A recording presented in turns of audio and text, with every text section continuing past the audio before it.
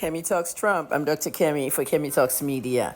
The drama started this week while President Trump was out of the country to the Middle East. And James Comey was the FBI director during Obama administration, at least the second part of it.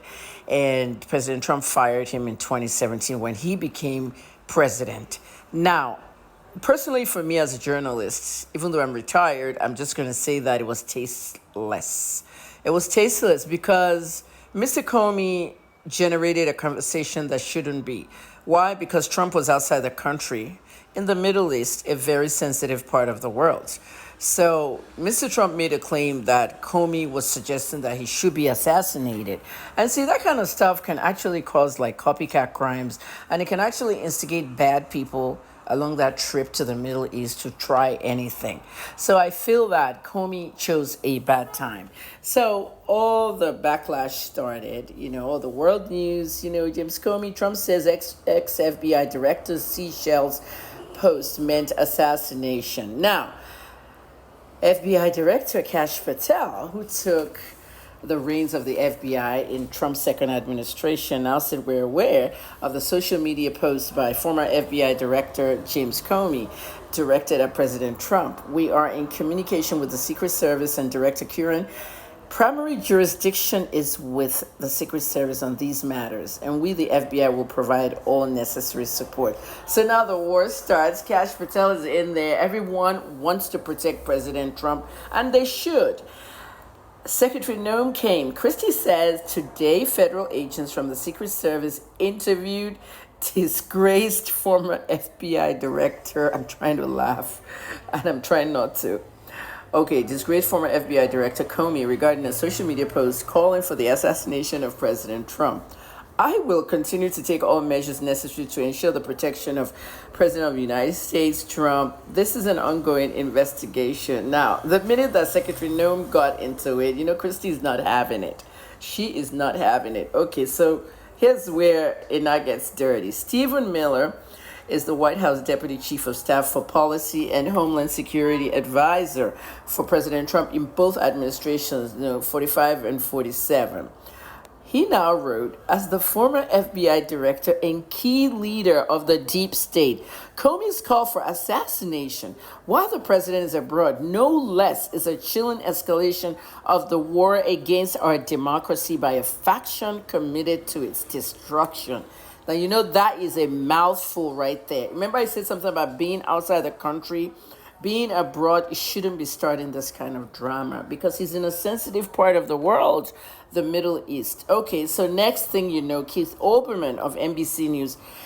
Keith Olbermann came, he's a staunch Democrat. He now came and attacked Stephen Miller under his tweet. He said, you're a moron.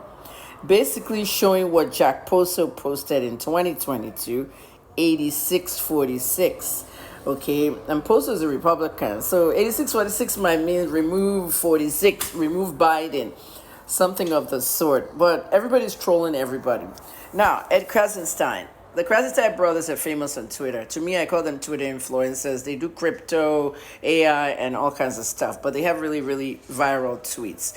So Ed Krasenstein said, I literally just had the Secret Service at my house. More details in a minute. He goes on to say, here are more details about the Trump administration. They had the Secret Service show up at my home simply for posting 8647. Followed by an explanation in that thread saying, I am not calling for violence. Now, you see where these things get crazy. FBI director leaned towards the Democrats, put 8647 in shells on the beach. Then, Krasenstein posted, and next thing you know, the Secret Service is at his house. Now, how dumb can that be? A whole president has filed a claim against the former FBI director. Now, Ed, you went and put it on a tweet. In Nigeria, the DSS will show up at your house. It's the same thing, Secret Service, Okay, so now he goes on to say, Donald Trump literally redefined what 86 meant. And Trump then went on TV to enforce it just so the administration of MAGA could use their agencies to go after people like me who dissent. It's intimidation. It's what happens in dictatorships. Okay, slow down. Crisis time, we are a dictatorship, all right, in Nigeria. I know we're a democracy, but we're literally a dictatorship with Tinubu. There's some military governments in Africa. MAGA has used 86 to call for Biden's removal. They literally sell t-shirts with 8646 on Amazon, which is true. But now they conveniently redefine it to use lawfare against their opponents. Lawfare is like warfare, but with the law. I mean, if you're the ruling party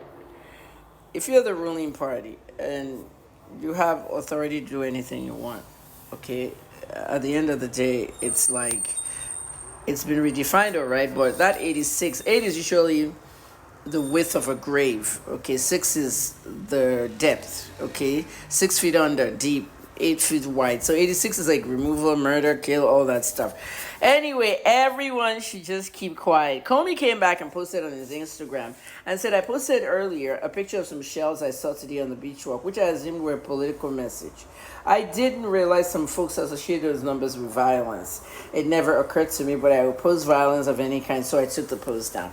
Okay, Comey took the post down. He went to the, what's it called? He went to the Secret Service. Has been questioned, and I think they told him to take the post down and make a new post, and I think it ends right there. So after all this drama, my suggestion, Mr. Comey, don't make that kind of post again. It's like we're in a society full of copycat crimes and all kinds of criminals ready to take an aim. President Trump has been almost assassinated now twice or 3 times, and I think this is not the time, place, and whatever. Okay, thanks for listening, everybody.